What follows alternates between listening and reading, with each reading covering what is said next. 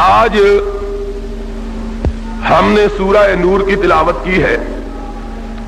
سورہ نور کے آغاز میں اللہ رب العزت نے بدکار کی سزا مقرر کی ہے۔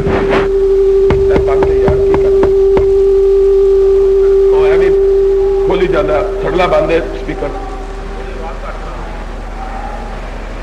یہ اوپر لے دی آواز سے۔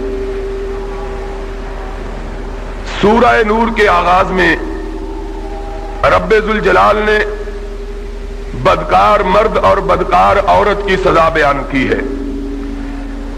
اگر کوئی عورت اللہ نہ کرے بدکاری کی مرتکب ہو تو اگر وہ عورت شادی شدہ ہے تو اس کی سزا یہ ہے کہ اس کو پتھر مار مار کے سنسار کر دیا جائے۔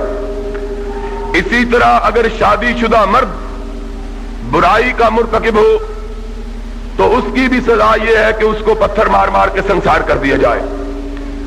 لیکن اگر عورت اور مرد غیر شادی شدہ ہو تو ان کی سزا یہ ہے کہ 100 درے ان کو مارے جائیں اور 1 سال کے لیے انہیں جلا وطن کر دیا جائے یا جیل میں ڈال دیا جائے۔ یہ سزا ہے بدکاری کی۔ اللہ رب العزت نے ارشاد فرمایا اگر کوئی شخص کسی پہ برائی کی جھوٹی تہمت لگاتا ہے اس کی سزا کیا ہے؟ اللہ نے کہا ایسے شخص کو جو کسی مسلمان پر جھوٹی تہمت لگائے کہ اس نے برائی کا ارتکاب کیا ہے اسے 80 کوڑے مارے جائیں۔ اب مسئلہ یہ ہے کہ کتنے گواہ ہوں تو مرد اور عورت کو زنا کے جرم میں سنسار کیا جا سکتا یا انہیں 100 درہ مارا جا سکتا ہے۔ قرآن حدیث کا مسئلہ یہ ہے کہ جب تک 4 آدمی گواہی نہ دیں تب تک کسی مرد یا عورت کو زنا کے جرم میں سزا دی جا سکتی۔ اگر 3 آدمی گواہی دے اور چوتھا گواہ نہ ملے تو ایسی صورت میں تینوں آدمیوں کو 80 درے مارے جائیں گے، اس لیے کہ یہ معاملہ بڑا نازک ہے، کسی کی عزت اور آبرو سے کھیلنا، اور اس سے 2 خاندان تباہ ہو جاتے ہیں۔ بہت سے جدید تعلیم یافتہ لوگ یہ سوال کرتے ہیں کہ جناب ہمیں یہ بات سمجھ میں نہیں آتی کہ قتل کا جرم تو 2 گواہوں سے ثابت ہو جاتا ہے۔ اگر 2 آدمی گواہی دے دیں کہ اس آدمی نے فلاں آدمی کو قتل کیا ہے تو ایسے آدمی کو اس قتل کے جرم میں قتل سارے ہی معلوم ہوں کہ پہنچے دینے اور جاگ دے ہو کہ ستے دے ہو بھائی موجود ہو نا سارے۔ اگر کوئی شخص 2 اکٹھے ہو مومن مسلمان جھوٹ نہ بولنے والے جن پر کسی قسم کے جھوٹ کی تہمت موجود نہ ہو، ایسے 2 مرد گواہی دیں کہ فلاں آدمی نے برائی کا ارتکاب کیا ہے تو اس آدمی کو فلاں آدمی نے قتل کیا ہے تو اس آدمی کو دونوں آدمیوں کی گواہی پر قتل پھانسی چڑھا دیا جائے گا۔ لیکن اگر گواہی دے 2 آدمی یا 3 کہ فلاں نے برائی کا ارتکاب کیا تو اس آدمی کو جس پر تہمت لگائی گئی اس کو کچھ نہیں کہا جائے گا، ان کو 80 درے مارے جائیں گے۔ بعض جدید تعلیم یافتہ لوگ یہ سوال کرتے ہیں کہ یہ حیرت انگیز بات ہے کہ 2 گواہوں پر پھانسی تو بندہ چڑھا دیا جائے اور 3 گواہوں پر آدمی کو برائی کے ارتکاب میں نہ کوڑے مارے جائیں نہ سنسار کیا جائے۔ سبب کیا ہے؟ اس کی حکمت یہ ہے کہ اللہ کی کوئی بات بھی حکمت سے خالی ہوتی، چاہے ہماری سمجھ میں مسئلہ آئے چاہے ہماری سمجھ میں، لیکن اللہ کی کوئی بات بھی حکمت سے خالی نہیں ہوتی۔ رب ذوالجلال نے برائی کے الزام کے ثبوت کے لیے اس لیے 4 گواہوں کو مقرر کیا ہے کہ اس سے نہ صرف یہ کہ 2 انسانوں کی جان جاتی ہے بلکہ 2 خاندان تباہ و برباد ہو جاتے ہیں. یہ قتل سے بھی بڑا جرم ہے. ایک آدمی نے کہے کہ اس نے قتل کیا، مارا گیا، بات ختم ہوگی.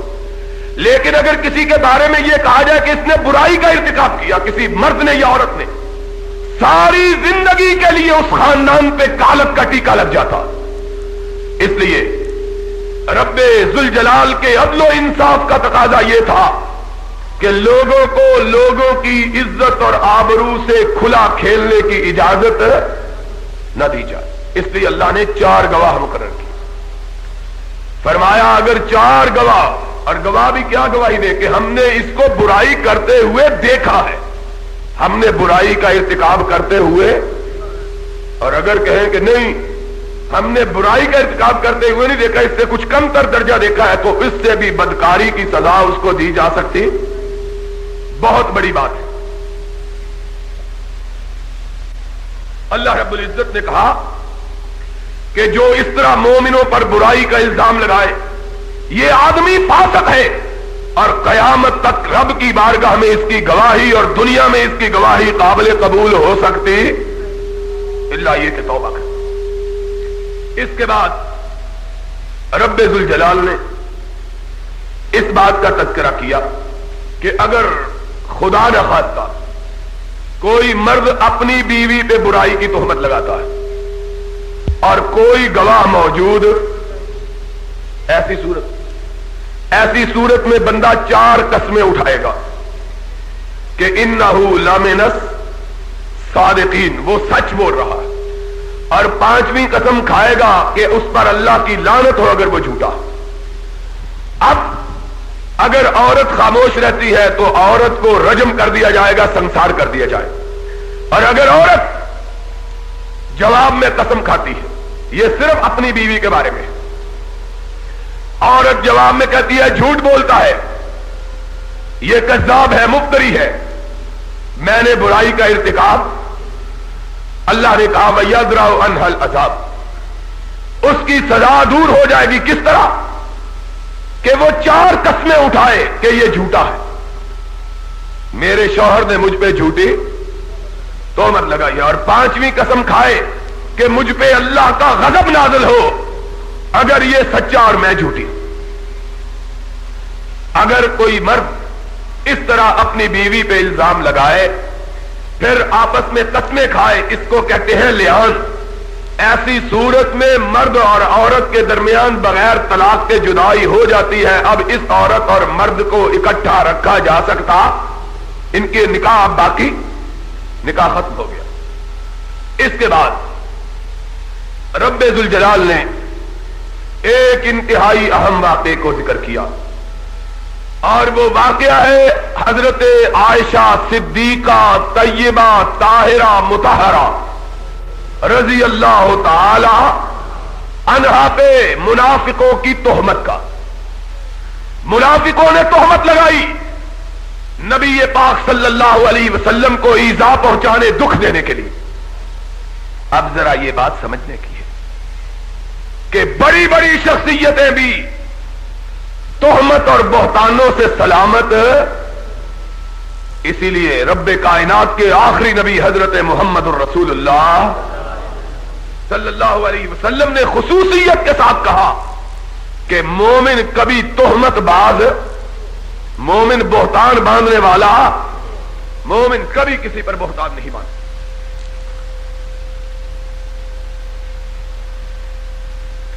بہتان تو بڑی دور کی بات ہے، یہ تو بہت دور کی بات ہے. حضرت محمد الرسول اللہ صلی اللہ علیہ وسلم کا ارشاد گرامی تو یہ ہے کہ مومن وہ ہے جو کسی مومن کی غیبت بھی نہیں کرتا. تہمت تو بہت بڑی بات ہے. مومن کسی مومن کی غیبت کرنا بھی گوارا. اور حدیث میں آیا ہے المسلم من سلم المسلمون من لسانہ ویدہ، مسلمان وہ ہے جس کی زبان اور جس کے ہاتھ سے مسلمانوں کی عزت محفوظ رہے، جس کے ہاتھ اور زبان سے مومنوں کی عزت محفوظ نہ رہے، اس کا اسلام درست، اللہ ہمیں اس طرح کی زبان درازی سے محفوظ فرمائے۔ اللہ رب العزت نے کہا کہ منافق گھات میں لگے ہوئے نبی پاک حضرت محمد الرسول اللہ صلی اللہ علیہ وسلم کو دکھ پہنچانے کے لیے، آپ کو ایذا پہنچانے کے لیے، آپ کو نقصان پہنچانے کے لیے، آپ کو دکھ دینے کے لیے موقع کی تلاش میں ایک دفعہ ایک موقع مل گیا۔ نبی پاک صلی اللہ علیہ وسلم ایک جنگ میں گئے۔ آپ کی عادت مبارکہ یہ تھی کہ جب آپ پڑاؤ کرتے، کسی جگہ قیام کرتے، آپ کے اسفار میں آپ کے ساتھ آپ کی ازواج مطہرات بھی ہوتی، ان کو بھی اتار دیا جاتا، ڈولیوں میں، پالکیوں میں ان کو اٹھایا جاتا تھا، یا محملوں میں جن کو کجاوا کہا جاتا ہے، جو اونٹ پہ باندھے جاتے ہیں۔ پہلے زمانے میں لوگ اونٹوں پہ، گھوڑوں پہ سفر کرتے تھے، اور عورتوں کے لیے جس طرح ہمارے پنجاب میں پرانے زمانے میں ڈولی بنایا کرتے تھے، اس طرح کی ڈولی نما چیز بنا لیتے تھے جس کو محمل کہا جاتا ہے۔ ایک اس طرف اور اوپر پردہ تان دیا جاتا۔ جب نبی پاک صلی اللہ علیہ وسلم کسی جگہ قیام فرماتے، صحابہ آپ کی ازواج مطہرات کے محملوں کو اتارتے اور آپ کے لیے خیمہ گاڑا جاتا، آپ اس میں تشریف فرما ہو جاتے۔ جنگ میں نبی پاک صلی اللہ علیہ وسلم کا دستور یہ ہوتا تھا کہ آپ جب کوچ کرتے اور قافلہ بھی کوچ کرتا تو چند لوگوں کو آپ نے قافلے کے پیچھے رکنے پر مامور کیا ہوتا تھا، تاکہ اگر قافلے کی کوئی چیز گری پڑی رہ جائے تو یہ لوگ اس کو پیچھے سے اٹھا لے آئیں، تاکہ کسی مومن اور مسلمان کا نقصان۔ ایک موقع پر ایسا ہوا کہ نبی پاک صلی اللہ علیہ وسلم نے اچانک کوچ کا حکم دیا۔ ام المومنین عائشہ صدیقہ رضی اللہ تعالی عنہا محمل سے نکل کر خلا میں قضائے حاجت کے لیے باہر جنگل کی طرف تشریف لے گئی۔ اب سامان بن چکا تھا، محمل پہ پردہ پڑا ہوا تھا۔ جب قافلہ چلنے لگا، صحابہ نے یہ سمجھا کہ ام المومنین عائشہ صدیقہ رضی اللہ تعالی عنہا محمل کے اندر تشریف فرما ہے۔ محمل بہت بھاری ہوتا ہے، جس کو کئی آدمی مل کر اٹھاتے ہیں، اور بھاری اس لیے بنایا جاتا ہے تاکہ اونٹ کی چال سے نیچے نہ گر جائے۔ صحابہ نے اٹھایا، محسوس نہ ہوا کہ ام المومنین اندر تشریف فرما ہے کہ نہیں ہے۔ محمل کو اونٹ پہ رکھا اور باندھا اور چل نکلے۔ پتہ ہی نہیں چلا کہ ام المومنین اندر تشریف فرما رہی۔ قافلہ چل نکلا۔ جب قافلہ چلا گیا، ام المومنین واپس تشریف لائی، دیکھا کہ قافلہ باقی نہیں رہا۔ انتہائی پریشان ہوئی، وہیں بیٹھ گئی۔ حضرت صفوان رضی اللہ تعالی عنہ، جنہیں نبی پاک صلی اللہ علیہ وسلم نے قافلے کے پیچھے قافلے کی گری پڑی چیزیں اٹھانے کے لیے مأمور کیا تھا، جب وہ قافلے کے مقام پر تشریف فرما ہوئے تو انہوں نے ایک خاتون کو بیٹھا ہوا دیکھا۔ دور سے کہنے لگے کون ہے؟ حضرت عائشہ گھبرا گئی، فرمایا اللہ کے بندے، میں مومنوں کی ماں، تمہاری ماں محمد کی بیوی ہوں صلی اللہ علیہ۔ حضرت صفوان بڑے پریشان ہوئے، کوئی بات نہیں کی۔ کیا ہوا؟ پیچھے رہ گئی۔ ام المومنین فرماتی ہے اتنا شریف انسان کہ اس نے بات تک نہیں کی، انا للہ و انا الیہ راجعون پڑھا، اپنا اونٹ بٹھایا، خود دور چلے گئے۔ ام المومنین جب اونٹ پہ بیٹھ گئی، پلٹ کے آئے، پیچھے مڑ کے بھی نہیں دیکھا، اونٹ کی مہار پکڑی اور چل نکلے۔ اتنے پاک باز انسان اور اپنی ماں کا اتنا احترام۔ النبی اولی بالمؤمنین من انفسہم وازواجہ امہاتہم۔ نبی ساری کائنات کے مومنوں میں سے سب سے اعلیٰ اور ان کے نزدیک سب سے محبوب، اور اس کی بیویاں امت کے لیے ماں کی حیثیت رکھتی۔ ماں کی طرف مڑ کے بھی نہیں دیکھا، چل نکلے۔ اتنی دیر میں نبی علیہ الصلوۃ والسلام کے قافلے نے اگلی منزل پہ پڑاؤ کیا، محمل اتارا گیا، اندر سے ام المومنین نہ نکلی۔ پریشان ہوئے لوگ، منافقوں کو موقع مل گیا نبی کو دکھ پہنچانے کے لیے، چیم گوئیاں شروع ہو گئی۔ ام المومنین کہاں گئی؟ اتنی دیر میں تھوڑا ہی وقت گزرا تھا کہ حضرت صفوان اونٹ کی مہار پکڑے ام المومنین کو لے کے پہنچ گئے۔ اب جن کے دل تاریک تھے انہیں بات بنانے کا اور زیادہ موقع مل گیا، بکواس کرنا شروع کیا، حتیٰ کہ تہمت لگا دی، اور بہت سے کمزور لوگ ڈول گئے، بہت سے کمزور لوگ ڈگمگا گئے۔ نبی پاک صلی اللہ علیہ وسلم کو واقعے کی خبر ہوئی، آپ انتہائی غم و اندوہ میں مبتلا ہوئے۔ حضرت عائشہ صدیقہ رضی اللہ تعالی عنہا گھر گئی، آپ نے اپنی خادمہ سے حضرت عائشہ کے بارے میں پوچھا، اس نے کہا کہ میں نے اس سے زیادہ پاک باز بیوی کبھی اپنی زندگی میں دیکھی۔ نبی پاک نے حضرت علی اپنے داماد سے پوچھا، ذرا بات توجہ سے سننے کی، سن رہے ہو نا؟ اپنے داماد حضرت علی سے پوچھا۔ حضرت علی رضی اللہ تعالیٰ عنہ، یہاں بھی ذرا تھوڑی سی بات لکھی ہے محدثین نے، سکناپے کی ساس تھی نا حضرت عائشہ، اور تھی سوتیلی ساس۔ حضرت علی نے بات کہی، حدیث میں آیا ہے، آپ نے کہا یا رسول اللہ اگر آپ کے دل میں کچھ خیال ہے تو عائشہ کو طلاق دے دے، اور اللہ نے بہت سی عورتیں آپ کے لیے رکھی۔ یہ بات بھی حضرت عائشہ رضی اللہ تعالیٰ عنہ کے دل میں ترازو ہو گئی کہ علی نے میرے متعلق یہ کہا ہے طلاق دے دے۔ بعد میں جب پتہ چلا، ایک دن اب منافق جو ہے اس بات کو بڑی شہرت دے رہے ہیں، مدینے میں بڑی، ام المومنین اتنی پاک باز خاتون ہے کہ ان کو واقعے کا علم تک نہیں، ان کو بات کا علم تک پتہ ہی نہیں مدینے میں کیا ہو رہا ہے، پاک باز لوگ۔ ایک دن اپنی ایک خالہ ام مستح کے ساتھ جا رہی تھی، باہر جنگل میں گئی قضاء حاجت کے لیے، کہ ام مستح کے پاؤں کو ٹھوکر لگی اور کہنے لگی اپنے بیٹے کا نام لے کے، ام مستح، مستح تو مر جائے، ٹھوکر لگی نا پاؤں۔ ام المومنین عائشہ کہنے لگی نہ نہ ماں، بیٹے کو گالی کیوں دیتی ہو، یہ تو بڑا پاک صحابی ہے۔ انہوں نے کہا عائشہ تجھ کو کیا پتا ہے یہ کیسا ہے، یہ وہ ہے جو تجھ پر تہمت لگانے والوں میں شریک ہے۔ حضرت عائشہ کہتی ہے مجھ پہ تہمت کیا بات؟ کہتی ہے پہلی مرتبہ مجھے اس دن پتا چلا جب ام مستح نے مجھے خبر دی۔ واقعے کی خبر بھی اس طرح پاک بات پھیلی۔ ایک دن نبی پاک صلی اللہ علیہ وسلم گھر تشریف لائے، آپ نے ارشاد فرمایا عائشہ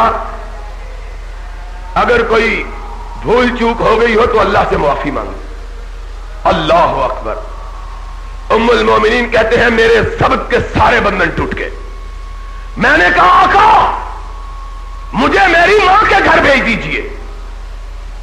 سرور کائنات صلی اللہ علیہ وسلم نے فرمایا چلے جاؤ ماں کے گھر چلے جاؤ۔ ام المومنین کہتی ہیں میرے ضبط کے سارے بندھن ٹوٹ گئے۔ میں نے کہا اللہ آج یہ دن بھی آنا تھا کہ نبی پاک صلی اللہ علیہ وسلم کے دل میں بھی میرے متعلق کوئی خیال پیدا ہو جائے۔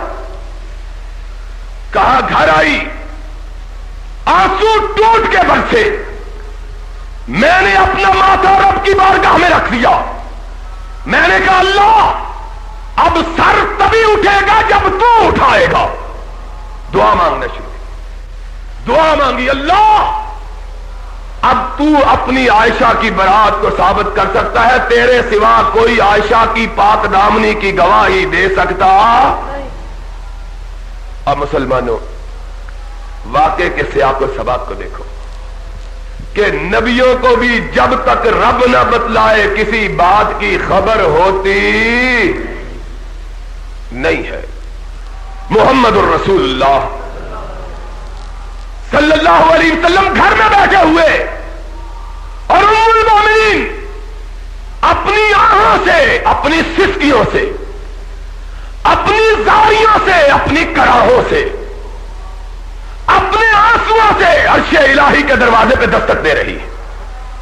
اور سن لو، اللہ ٹوٹے ہوئے دلوں کے بڑا قریب ہوتا ہے۔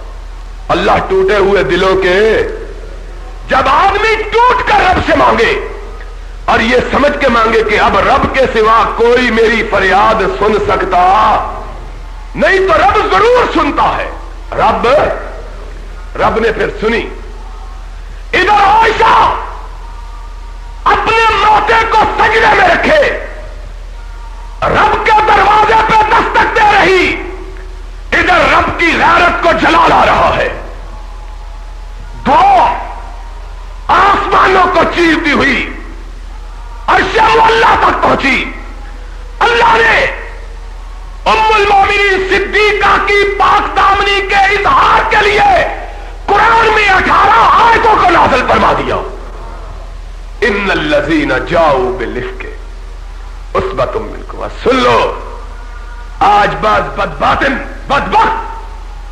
ام المومنین کے بارے میں، صدیقہ طیبہ طاہرہ کے بارے میں زبانیں تان دراز کرتے ہیں، نہیں جانتے کائنات کی کوئی دوسری عورت ایسی نہیں ہے جس کی پاکیزگی کی عرش والے نے قرآن میں گواہی دی ہو۔ ایک محمد کی بیوی ہے صلی اللہ علیہ وسلم، جس کی پاکیزگی کے بیان کے لیے رب ذوالجلال نے اپنے قرآن میں 18 آیتیں نازل کی۔ قرآن کہتا ہے عائشہ سچی، منافق جھوٹے۔ عائشہ سچی، منافق جھوٹے۔ محمد الرسول اللہ صلی اللہ علیہ وسلم پہ آیتیں اتری، حضور کا چہرہ خوشی سے کھل اٹھا۔ منافقوں نے دکھ دینا چاہا، عرش والے نے اس دکھ کو اپنے فضل سے دور کیا۔ نبی کائنات صلی اللہ علیہ وسلم خوشی خوشی ام المومنین کی والدہ کے گھر، آپ کے گھر آئے۔ حضور کی خوشبو عائشہ کے ناک تک پہنچی، سونگا خوشبو کو۔ دروازے پہ دستک ہوئی، جان گئی کہ میں یہ سرتاج کی دستک ہے۔ کہا سجدہ لمبا کر دیا، کائنات کا امام آیا، پوچھا عائشہ کہاں ہے؟ عائشہ کی ماں کہتی آقا جب سے آئی ہے رب کی بارگاہ میں رو رہی ہے۔ سرور کائنات فرماتے ہیں جاؤ ام رومان، عائشہ کو جا کے کہو کہ پھر رب نے تیرے آنسوؤں کی لاج رکھ لی ہے۔ آئے نبی پاک صلی اللہ علیہ وسلم، عائشہ سر کو اٹھاؤ، جبریل تیری برات کے لیے آسمان سے قرآن کی آیتیں لے کے نازل ہوا۔ عائشہ نے سر کو اٹھایا، رضی اللہ تعالی، سب کہو رضی اللہ تعالی عنہا، سر اقدس کو اٹھایا، پیار سے کہتی ہیں، آنکھوں سے آنسو، لبوں پہ خوشی کی مسرت کے تبسم، کہنے لگی آقا آج میں آپ کا شکریہ ادا نہیں کرتی، شکریہ ادا کرتی ہوں تو عرش والے کا ادا کرتی ہوں جس نے میری برات کے لیے آسمان سے 18 آیتوں کو نازل کیا۔ ان الذین جاؤوا بالافک۔ اور قرآن کیا کہتا ہے؟ قرآن کا ارشاد ہے، فرمایا سن لو، بہت سی چیزیں ہوتی ہیں جن کو تم برا سمجھتے ہو، لیکن اللہ جن چیزوں کو تم برا سمجھتے ہو ان میں خیر کے پہلو رکھ دیتا ہے، ان میں خیر کے پہلو رکھ دیتا ہے۔ نہ منافق عائشہ پہ تہمت لگاتے، نہ عائشہ کی برات کے لیے آسمان سے 18 آیتیں نازل ہوتی۔ اللہ نے ایک عورت ہے، سن لو کائنات میں، جس کے بارے میں بدگوئی کرنے والا قرآن کا منکر ہے، اور قرآن کی ایک آیت کا منکر بھی مسلمان ہو سکتا نہیں۔ سمجھ آئی بات کی؟ اس کے بعد اللہ رب العزت نے مومنوں کو لوگوں کے گھروں میں جانے کے ادب و آداب سکھلائے۔ فرمایا جب بھی کسی کے انسان گھر جائے تو بغیر اجازت کے اندر داخل ہونا درست، ہمارے ہاں یہ رواج ہے کہ ہم اگر کسی کو روکا جائے دروازے پر، دوست ہو، وہ اس کا دوستی کا منافی سمجھتا ہے، وہ سمجھتا ہے دوست وہ ہے جس کے گھر میں آدمی जानवरों की तरह घुसता चला जाए। सुन लो, किसी घर में भी बगैर इजाजत के दाखिल होना जायज, किसी घर में, हत्ता कि अगर अपने बेटे अपने बाप के घर में भी दाखिल हो तो खनकार के जाएं, इसलिए कि बाज़ दफा घर में खवातीन ऐसी हालत में होती हैं कि उस हालत में बाप का भी जाना दुरुस्त, खनकार के जाना चाहिए। और अपने घरों के सिवा बगैर इजाजत के कितनी दोस्ती, कितना करीबी रिश्ता क्यों ना हो, बगैर इजाजत के अंदर दाखिल होना दुरुस्त। और अगर घर वाला कहे कि आप वापस पलट जाए तो क्या कहना चाहिए, क्या करना चाहिए? अब बोलो, नहीं पत्थर मारने चाहिए या डांग उठा लेनी चाहिए। हमारे यहां बाद ऐसे रस्म और रिवाज पड़ गए हैं जिनका कोई कुरान हदीस से सबूत नहीं। हमारे यहां अल्लाह की कसम है, लोग डरते हुए किसी को यह नहीं कहते कि मैं इस वक्त नहीं मिल सकता, डरते हैं लोग। क्यों जी हाजी साहब? कहते हैं किसी को कह दिया ना इस वक्त मैं नहीं मिल सकता, सारे शहर में गुड्डा बांध देगा, क्योंकि बड़े मुतकब्बर हो गया, चार पैसे आ गया, पागल हो गया, दिमाग खराब हो गया, मगरूर हो गया, 100 बातें लोग कर, फिट गया जी बड़ा, ये अखा ते चर्बी आ गई। कुरान का ये मसला, इन क़ील लकुम इरजिऊ फरजिऊ, अगर तुमको कहा जाए पलट जाओ तो खुश दिली के साथ पलट जाओ। बाज़ दफा आदमी मजबूर होता है, मिलने की सलाहियत और मिलने की अहलियत उसके अंदर मौजूद है। बाज़ दफा ऐसा होता है, मैं कई दफा मुझे ऐसा तजुर्बा हुआ। एक दफा मैं एक दोस्त के घर गया, उन्होंने कहा जी इस दफा आप तशरीफ ले जाए। मैं कहा यार मैं इतनी दूरों आया हूं तो मैं मिलकर ही जाऊंगा। वो आया हूं मेरे से लड़ना शुरू कर देता। मैं बड़ा हैरान हुआ कि इतनी इज्जत करता है, इतना एहतराम, लड़ना शुरू हो गया। और मैं परेशान होकर चला ही गया। इसने जो मैं एक बात करूं वो औखा होकर जवाब दे, मैं दूसरी बात करूं और औखा हुए। और दूसरे दिन उसका टेलीफोन आया, कहा जी मुझे माफ कर दो, मेरी अंदर अपनी बीवी से लड़ाई हो रही थी। मैंने कहा यार असल में तेरा कसूर कोई नहीं, अगर कुरान की बात मान लेते तो तेरी औखी बात न सुननी पड़ती। आदमी बाज़ दफा तबीयत में गिरानी होती है, आदमी का मिलने को जी, इससे गुस्सा नहीं करना चाहिए। एक इमाम के बारे में लिखा है, वो कहते हैं मुझे हसरत है कि मैं किसी के घर जाऊं और वो मुझको कहे पलट जाओ, मैं पलट जाऊं ताकि कुरान के हुक्म पे अमल हो जाए। कुरान के हुक्म पे। एक दफा हमारा एक दोस्त हमारे घर आ गया, मैंने उसको कहा यार इस वक्त मैं परेशान हूं, अंदर से मैंने कहलाया, मैंने कहा ये तो कहना जायज नहीं है कि मैं घर में नहीं हूं। कई लोग इतने शरीफ होते हैं, कहते हैं जाके कह दो कि अब्बा कहता है मैं घर में नहीं हूं, ऐसे भी शरीफ लोग होते हैं, तो ये तो जायज नहीं है। मैंने वैसे ही कहा, मैंने कहा कि मैं परेशान हूं, इस वक्त नहीं मिल सकता। वो आदमी बाहर क्या कहता है मेरे बच्चे को, कहना अब्बू ने कह दी फिर ऐस की मसीद का चंदा नहीं मिल रहा है। यानी अजीब बात है, यानी अब गुस्सा अब्बू पर है तो मस्जिद का चंदा भी क्यों बंद कर देना। यानी ऐसे भी लोग होते हैं। और ऐसे भी लोग होते हैं कि जिनको कोई सच्ची बात कह के इनकार कर दो, कहते अच्छा जी फिर उनका टकरांगे। अब रमजान से पहले मैं बड़ा परेशान होता हूं, लोग वीजा लेने के लिए आ जाते हैं, हालांकि मैं कोई गवर्नर नहीं लगा हुआ, लेकिन बहरहाल सऊदी अरब के सफारतखाने से तल्लुकात है। अब वीजा बंद हो जाता है, बाज़ दफा बड़े दोस्त आ जाते हैं, कहते हैं जी फिर तुसी अगर नहीं वीजा लेके देना तो फिर असी दूसरी पार्टी शामिल हो जाएंगे। यार ये अजीब, ये तो ब्लैकमेलिंग हो गई ना। कितनी आला शरीयत। एक दफा काफिरों ने मुसलमानों को ताने दिए, कह लगे जाओ जाओ मजहब लिए फिरते हो। कह लगे क्यों, क्या हुआ? कह लगे तुम्हारा नबी माज अल्लाह माज अल्लाह माज, ये भी कोई नबी है? उन्होंने कहा क्यों, क्या हुआ? कह लगा ये तुम्हें का बैतुल खला जाने का तरीका भी बतलाता है। वो आदमी सादा सा दिल गिरफ्तार हो गया, हुजूर के पास आया, कह लगा या रसूलल्लाह हमें ताना दिया है काफिरों ने। आपने फरमाया क्या है? कहूंगा ये क्या नबी है जो पेशाब करने का? आपने फरमाया अल्लाह के बंदे खुश हो जाओ कि अल्लाह ने तुझको वो नबी अता किया जो छोटे से छोटा मसला भी तुम्हें समझा के गया है। दीन इतना आला दीन, छोटे से छोटा मसला। किस वक्त किसी के घर जाना चाहिए, किस वक्त किसी के घर नहीं जाना चाहिए। इशा के बाद فجر کے بعد ظہر کے وقت کسی کے گھر جانا درست؟ اور اللہ کے فضل سے یہ جو سفیر ہوتے ہیں نا، یہ چندہ مانگنے والے، یہ جاتے ہی انہی 3 وقتوں میں ہے جن سے قرآن نے منع کیا ہے۔ کیوں بھلا؟ نہیں پتا آپ کو؟ کسی کو پتا ہے؟ کسی کو پتا ہو تو اس کو بوتل انعام میں پلائیں گے ہم۔ جتنے سفیر ہیں نا چندہ لینے والے، یہ صرف ان اوقات میں لوگوں کے گھروں میں جاتے ہیں جن وقتوں میں جانا اللہ نے منع کیا۔ بھلا کیوں؟ پتا ہے کہ اس وقت تو گھر میں ضرور ہوگا، آگے پیچھے ہو نہ ہو پتا نہیں ہے۔ قرآن پڑھے ہوئے ہے نا کہ اس وقت جو اللہ نے روکا اس لیے روکا ہے کہ یہ آرام کا وقت ہے، آرام گھر میں بندہ کرتا ہے اسی وقت، تو اس وقت تو ضرور ہوگا، تبھی تو رب نے روکا ہے۔ اس لیے یہ پہنچ کے اس وقت جاتے ہیں جس وقت کے اللہ نے منع کیا۔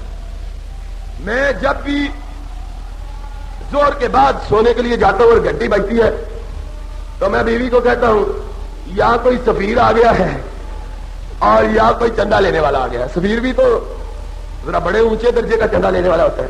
تو بہرحال اللہ رب العزت نے قرآن میں چھوٹے سے چھوٹا مسئلہ بیان کیا اور اتنے اعلیٰ مسائل بیان کیے کہ ان مسائل کو اگر آدمی اختیار کر لے تو کسی مسلمان کو کوئی دکھ اور ایذا پہنچ سکتے۔ اس کے بعد رب کائنات نے اسی صورت میں مومن عورتوں کو کہا ہے کہ مومن عورتوں کو اپنی زیبائش اور آرائش غیر محرم کے لیے ظاہر کرنا جائز، بڑا کڑا مسئلہ ہے۔ یہ سورت، اس سورت کا نام کیا ہے؟ سورت ہے یہ اپنی بچیوں کو ترجمے کے ساتھ پڑھانی چاہیے، اپنی بچیوں کو ترجمے کے ساتھ پڑھانی چاہیے۔ تمام مسلمانوں کو چاہیے کہ اپنی بچیوں کو سورہ نور پڑھائیں اور اس کا ترجمہ سکھلائیں، اس لیے کہ اللہ رب العزت نے اس سورت میں حجاب کے اور پردے کے مسائل بیان کیے۔ اس کے بعد رب کائنات نے ایک وعدہ کیا ہے، کہا میرا وعدہ ہے کہ لوگوں تم مومن بن جاؤ، کائنات کی حکمرانی کا تاج میں تمہارے سر پہ رکھ دوں گا۔ اور پھر محمد الرسول اللہ صلی اللہ علیہ وسلم کے صحابہ نے قرآن کے اس حکم پر عمل کیا، مومن بن گئے۔ اللہ نے ساری کائنات کا حکمران نبی پاک صلی اللہ علیہ وسلم کے غلاموں کو بنا دیا۔ کیسر کا تاج بھی صحابہ کے قدموں میں، کسرا کا تاج بھی، دنیا کی کوئی طاقت صحابہ کے مقابلے میں ٹھہرنے کی جرأت کر سکی نہیں۔ اس کے بعد رب کائنات نے سورہ فرقان میں یہ بیان کیا کہ قیامت کا دن ہوگا، وہ لوگ اپنے ہاتھ کاٹیں گے جن کو دنیا میں قرآن پڑھنے اور قرآن سننے کا موقع ملا اور پھر قرآن پڑھ کے اپنے سینوں کو انہوں نے قرآن کی روشنی سے منور ہاتھ کاٹیں گے۔ یوم یعض الظالم علی یدیہ یقول یا لیتنی اتخذت مع الرسول سبیلا یا ویلتی لیتنی لم اتخذ فلانا خلیلا۔ ہائے کاش قرآن آیا میں نے اس کو چھوڑا، نبی کا فرمان آیا میں نے اس کو چھوڑا، کاش میں قرآن پہ عمل کرتا، محمد کے فرمان پہ عمل کرتا۔ اللہ سے دعا ہے اللہ ہمیں قرآن اور نبی کے فرمان پہ عمل کرنے کی توفیق عطا فرمائے۔ اس صورت میں حضرت موسیٰ علیہ السلام کا تفصیلی تذکرہ اسی پارے میں بیان ہوا ہے۔ انشاءاللہ ہم نے وعدہ کیا تھا کہ 19ویں پارے میں یہ تذکرہ آئے گا اور انشاءاللہ تفصیل سے بیان ہوگا۔ اب کافی وقت ہو گیا ہے اور کل منزل بھی انشاءاللہ ایک پارہ پڑھنی ہے۔ کل یہ واقعہ بھی اور ہدہد کا، سورہ نمل کا، ملکہ سبا کا واقعہ بھی انشاءاللہ کل بیان ہوگا۔ وآخر دعوانا ان الحمدللہ رب العالمین۔